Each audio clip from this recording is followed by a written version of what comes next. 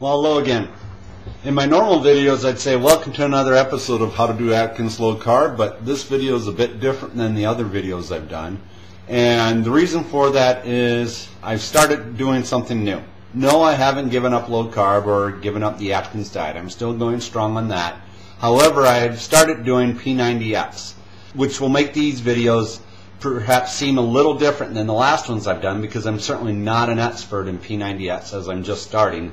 And instead of giving the support to other people, I'm perhaps on the receiving end more often than not.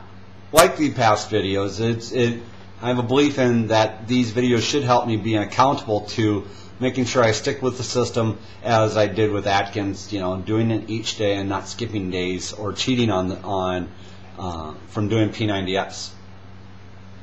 An intro for those that haven't watched my other videos. I'm of course Kent Altena. I lost 211 pounds about three years ago, going from 429 pounds down to 220 pounds. At this point I'm back up to about 225 to 230 range, and I'm looking to drop perhaps another 10 to 15 pounds to get down in the 210 to 215. I figure at 6'4" that should put me at a really good weight for my height. Why P90x? Well, a recent spat of injuries and having to go to the physical therapist for my knee pointed out I had some specific weaknesses in certain muscle groups. For example, my hamstrings are stronger than my quadriceps, which caused a nasty bout of knee pain, which prevented me from doing a lot of running in the months of January and February. Running also leads into specific imbalances as well, in the fact that with running you're focusing more on perpendicular movement rather than lateral movement.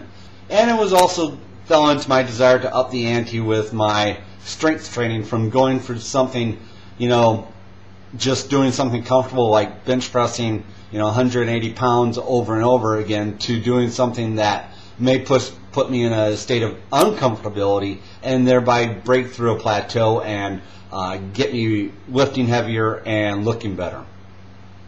So that leads me to wanting to get to that next level of fitness, which in my mind that means a lower marathon time as well as less dangerous for future injury. My hope is that I never have to go through a bout of knee and hip pain like I had to in February of this year. So that leads me to how I'm doing P90x. Well, I'm doing it with my wife. We started this past week on Tuesday that we were going to get up at dark 30 before she had to go to work at 7, get the exercise in, which kind of gets me back into the boot camp mentality, getting up before the crack of dawn and getting down and doing push-ups, chin-ups, and all kinds of other core exercises, which is somewhat difficult with my work schedule. Working till midnight and then getting up at 5 to go do P90x isn't necessarily very conducive to a good sleep schedule, but we'll see how it goes. Well, with that, I'd just like to say I'm trying to bring it as best as I can, and stay tuned for my before P90x photos.